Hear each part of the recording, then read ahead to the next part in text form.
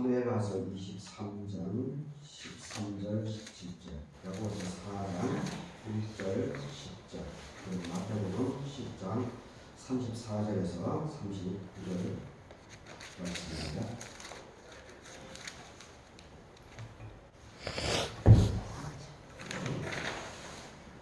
한 구절씩 나눠서 읽어보도록 하겠습니다. 사무엘하서 23장입니다. 또 39명 중 세 사람이 목심 될 때에 아둘람 굴에 내려가서 다윗에게 나아갔는데, 때에 블레셋 사람의 한 무리가 르바임 골짜기에 진을 쳤더라.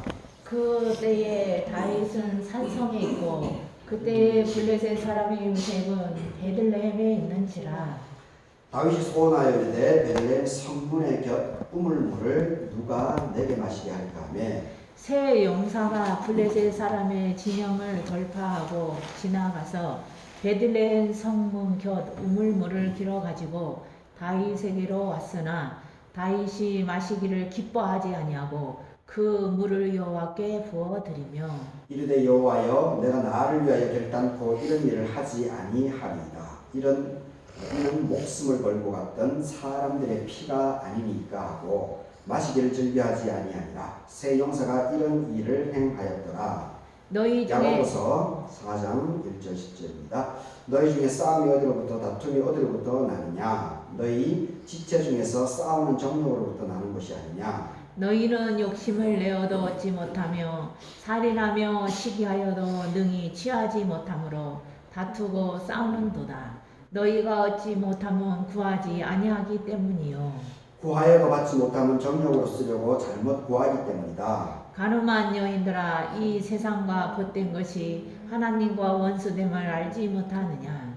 그런즉 누구든지 세상과 벗이 되고자 하는 자는 스스로 하나님과 원수되는 것이니라. 너희는 하나님이 우리 속에 거하게 하신 성령이 시기하기까지 사모한다 하신 말씀을 헛된 줄로 생각하느냐?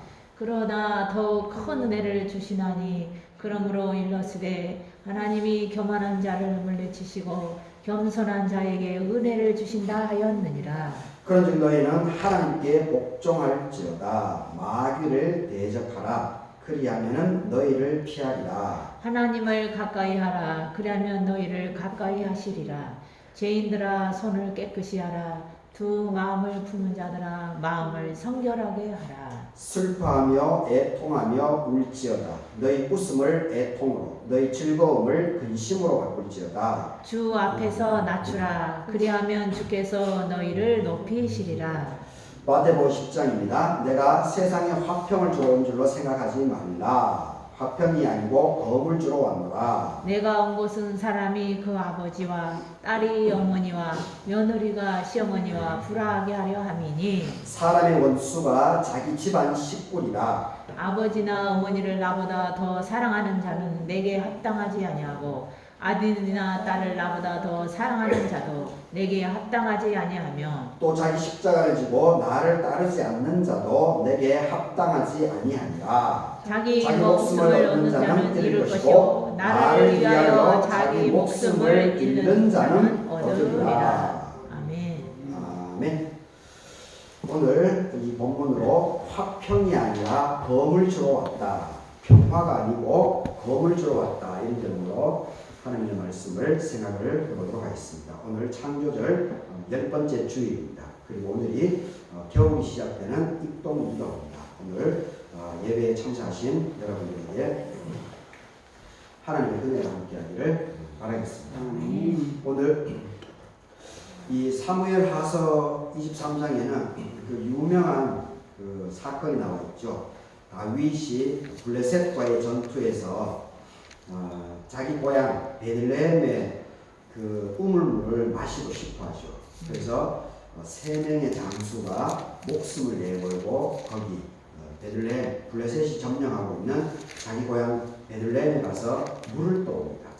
그래서 그 물을 이거는 자기 부하들의 생명이다, 피다. 그래서 앞으로는 이런 일을 내가 다시는 반복하지 않겠다 하면서 그 물을 땅에 부어버리죠. 그래서 하나님께 드렸다라고 하면 다윗의 자기 부하를 이렇게 챙겨나가는 그런 모습, 유명한 모습이 나와 있습니다. 그리고 야고보서 이 야고보서에는 가늠한 여인에 대한 비유를 통해서 우리가 세상과 벗을 해서는 안 된다라고 하는, 세상과 벗을 하면은 우리에게 결국 멸망이 찾아올 수밖에 없다라고 하는 것을 얘기를 해주고 있습니다. 그리고 마태복음은 제가 오늘 제목으로 잡은 건데 화평이 아니라 검을 주고 왔다라고 하는 어떤 이 부모 형제도 하나님에 우선할 수 없다라고 하는, 부모 형제조차도 무엇이든 간에 부모 하나님을 우선해야 한다라고 하는 것을 예수님께서 강조하면서 우리에게 알려주고 있는 것을 보게 됩니다. 차례대로 한번 사무엘하서부터 한번 살펴보도록 하겠습니다. 이 사무엘하서를 23장을 보게 되게 되면은 거기에 1절 나왔지만은 23장 1절에 무슨 내용이 나오는가 하면은 이는 다윗의 마지막 말이다 이렇게 나오고 있습니다. 다윗의 마지막 말이다. 그러니까 다윗이 이제 나이 70이 되어서 죽었으니까 참 다윗이 파란만장한 삶을 살았죠. 다윗이 정말 대단한 삶을 살아가는 것을 보게 됩니다. 하여튼 그 마지막 죽음을 앞두고 자기와 함께 했던 37명의 장군들, 37명에 대한 이 장군들에 대한 그런 이야기를 해주고 있습니다. 그러면서 이 13절을 보게 되면 32목 중에 3사람이 곡식될 때에 아둘람굴에 내려가 다윗에게 나아갔는데 그때에 블레셋 사람의 한 무리가 르바임 골짜기에 진을 치고 있었다. 이렇게 얘기를 하고 있습니다. 30명, 이 23장에는 37명의 장군들이 나오는데 첫 번째 그 8절까지 그 가장 중심이 되는 3명의 장군들이 나옵니다. 그리고 그 다음이 이제 여기 3명의 장군, 결국 이 다윗의 고향인 베들레헴, 블레셋이 점령하고 있는 전쟁 중이었죠. 전쟁 중이었는데 그때 이 14절을 보게 되면 그때 다윗은 산성에 있었고 그때 블레셋 사람의 요새가 베들레헴에 있었다. 이렇게 얘기를 하고 있습니다. 그래서 15절을 보게 되면 다윗이 소원하여 이르되 베들레헴 성문 곁에 우물물을 누가 나에게 마시게 할까 했다. 이렇게 나옵니다. 그러니까 이 베들레헴이 이제 다윗의 고향이지 않습니까? 베들레헴이 다윗의 고향이니까 그 고향 블레셋이 이제 자기 고향을 점령하고 있으니까 전쟁 중에 그 고향이 그리웠겠죠. 자기가 어릴 때부터 태어난 곳이 이 나쁜 놈들이 거기를 점령하고 있으니 얼마나 기분이 나쁘겠습니까? 그리고 거기에 자기가 자라왔던 늘 먹었던 전쟁 중이고 뭐 갈증이 났을 수도 있겠죠. 그래서 고향 생각도 나고 그래서 그 하필이면 그 우물물을 먹고 싶은 마음이 이때 생긴 겁니다. 그래서 16절에 보게 되면 새 용사가 블레셋 사람의 진영을 돌파하고 지나갔다. 그리고 베들레헴 성문 곁 우물물을 길어가지고 다윗에게로 왔다. 이렇게 얘기합니다. 참 대단한 사람이죠. 하여튼 이 다윗이 하여튼 인생의 고비고비들이 참 많이 있었죠. 8번째 아들이었음에도 불구하고 그 당시에 일반 관행을 뛰어넘어서 하나님께서는 장자를 통해서 이 축복을 이어주는 것이 아니고 마지막 그 8번째 아들 다윗을 통해서 2번째 임금의 자리를 하나님께서 사무엘을 통해서 주지 않습니까? 그리고 이 왕이 되어져 나가는 과정 속에서 사울 왕이 다윗을 죽이려고 그렇게 막 눈을 부릅뜨고 이 군대를 동원시키지 않습니까? 그럼에도 불구하고 보통 그 정도 되면 사실 잡혀서 죽는 게 일반이죠. 그런데 하나님께서 함께 하니까 이 다윗이 죽는 것이 아니고 오히려 사울이 도망자 다윗에게 죽을 뻔한 그런 기회가 주어지지 않습니까? 이런 걸 보게 되면 우리가 하나님과 함께 해야 됩니다. 하나님과 자기의 욕심, 자기 생각이 앞서게 되면 사울과 같이 됩니다. 사울과 같이. 아무리 군대를 동원한다고 해도 아무리 군대를 동원하고 돈을 동원하고 사람들을 동원한다고 해서 빠져나갈 수가 없습니다. 그런데 하나님께서 함께 하니까 다윗이 도망자이면서도 불구하고 오히려 그 군대를 갖고 있는 사울을 죽일 수 있는 그런 기회를 얻지 않습니까?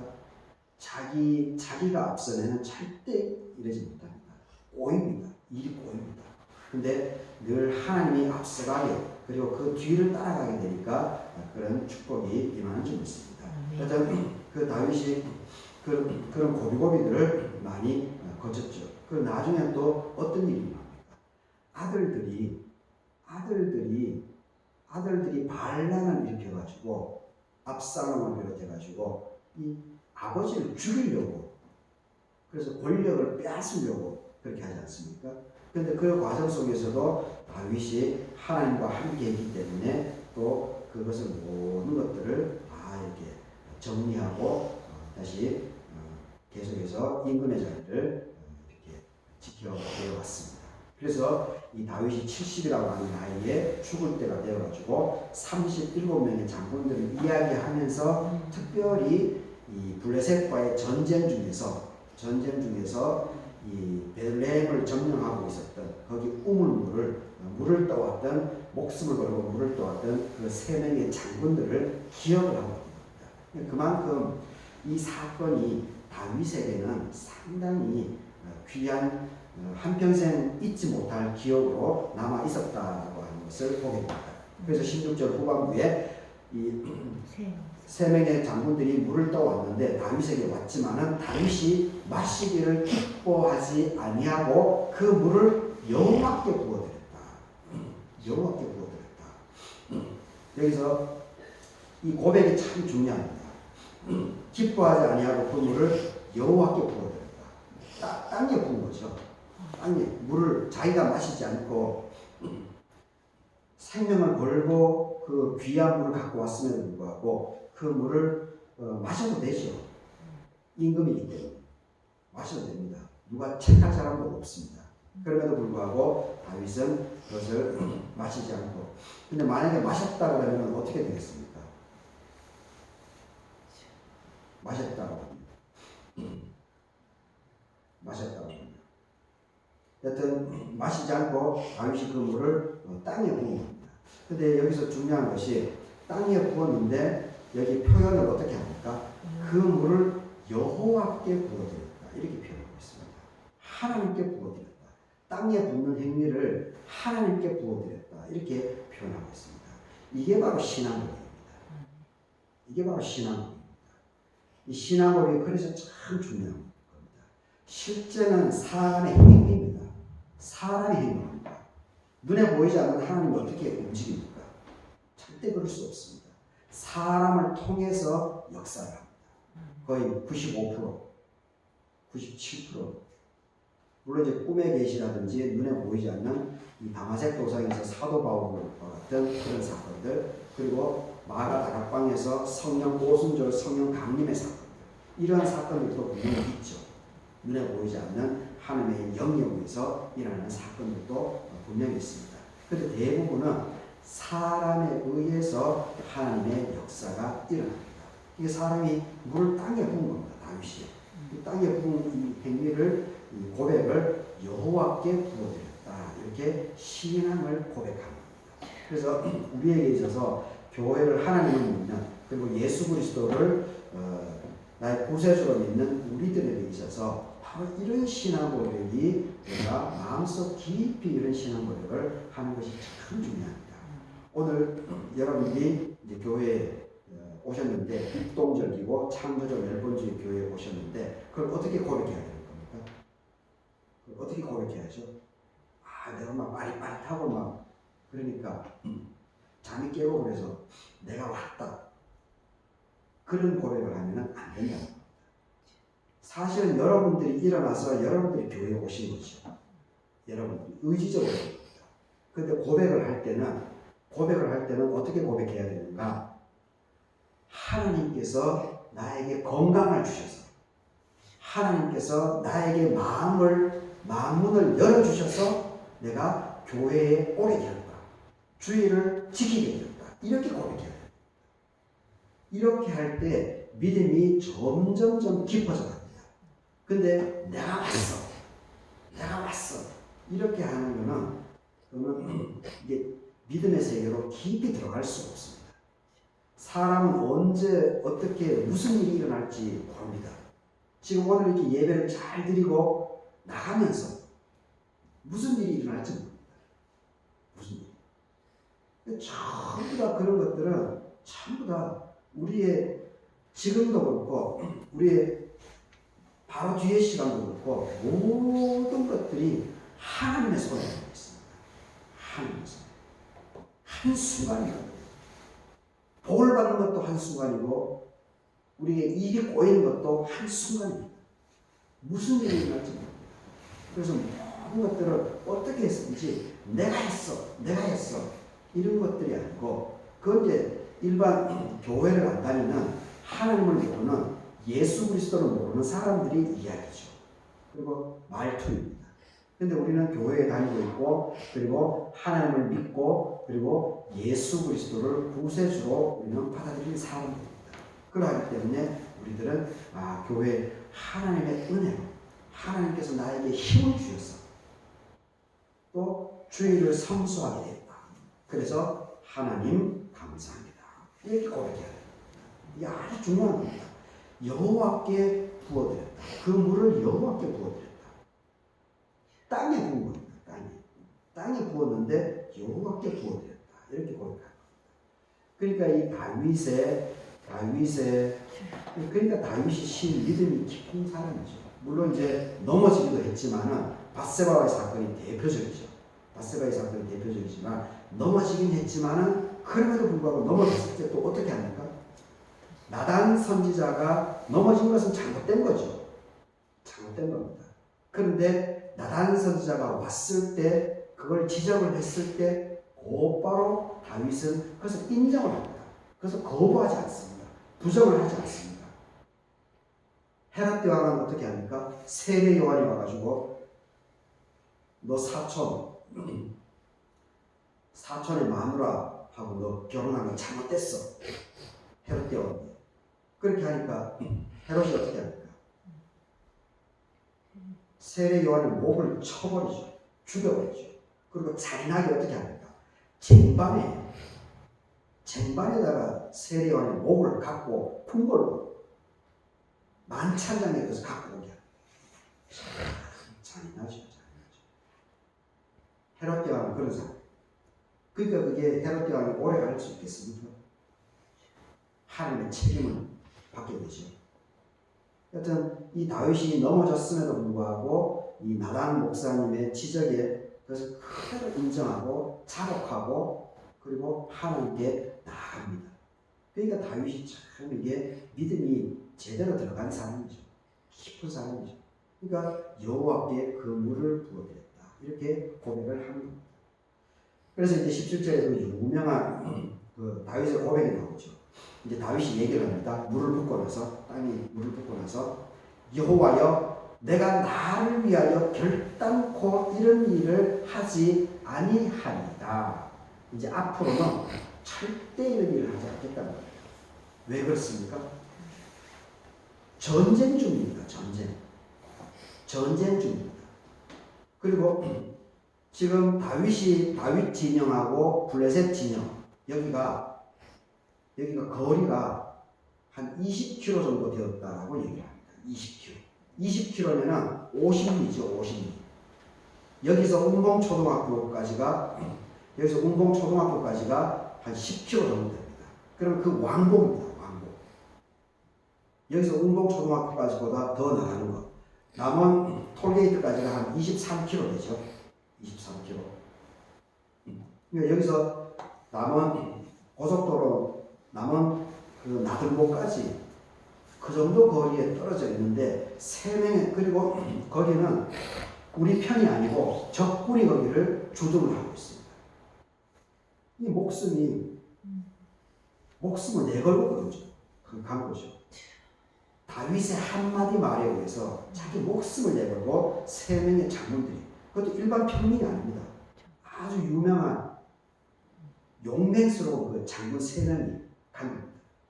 그러니까 다윗이 이제 반성을 하는 거죠. 자기를 돌아보는 거죠. 야, 내가 정말 잘못했구나. 자기 목숨을 돌보지 않고 나를 위해서 물 한 모금 마시는 그것을 위해서 이렇게까지 나에게 충성하는 내 부하가 있었구나. 감동이 되면서 또 자기 자신을 성찰하는 거죠. 감동이 되고 도전이 되면서 그리고 내가 내 부하 장군들을 정말 잘 챙겨줘야 되겠구나. 생명을 함부로 하면 안 되겠구나. 이런 자각이 생긴 거죠. 그래서 이 17절에서 중반절에서 이제 그 유명한 고백을 하게 된 겁니다. 왜냐하면은 이는 목숨을 걸고 갔던 사람들, 세 명의 장군들의 피가 아닙니까? 하고 마시기를 즐겨하지 아니하니라. 세 용사가 이런 일을 행하였다. 이렇게 얘기를 하고 있습니다. 하여튼 이 다윗의 그 인간성을 볼 수가 있죠. 다윗의 인품이 상당히 뛰어났다라는 것을 볼 수가 있습니다. 하여튼 사람이 품성이 좋아야 됩니다. 품성이, 인격이 좋아야 됩니다. 그 인격이라고 하는 것은 남을 배려하는 마음입니다. 남을 배려하는. 내가 손해가 날지언정 남을 무시하지 않고, 그리고 남을 구박주지 않고, 그리고 상대방의 인격을 존중하고 생명이 귀한 것을 깨달아서 행동하는 것, 존중해 주는 것.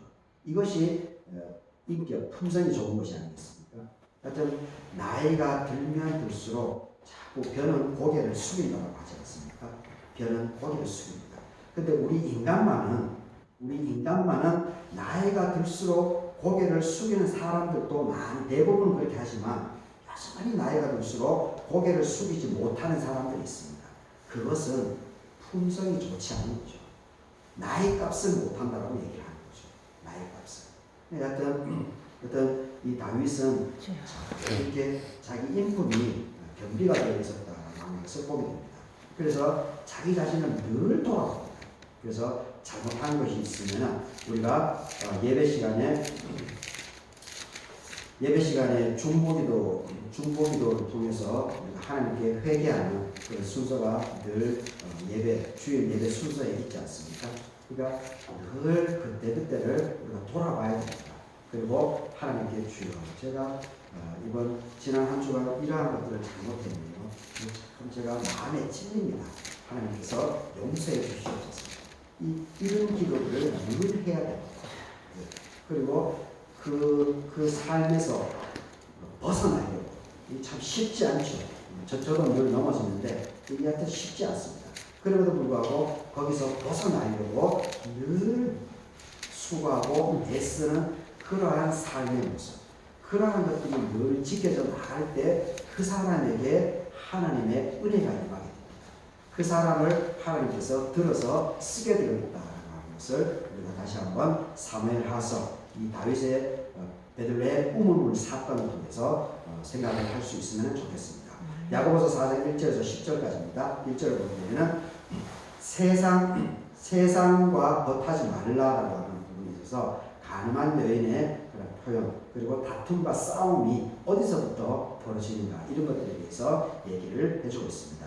1절을 보게 되면 너희 중에 싸움이 어디로부터, 다툼이 어디로부터 나느냐 질문을 하고 있습니다. 너희 지체 중에서 싸우는 정욕으로부터 나온 것이 아니냐. 우리 마음에 이 싸우려고 하는 그런 이 감정, 이것을 극복하지 못했기 때문에 싸움이 일어난다는 겁니다. 남을 흉보는 것도 그렇습니다. 남을 흉보는 것, 이것도 내 속에 그것이 있는 겁니다.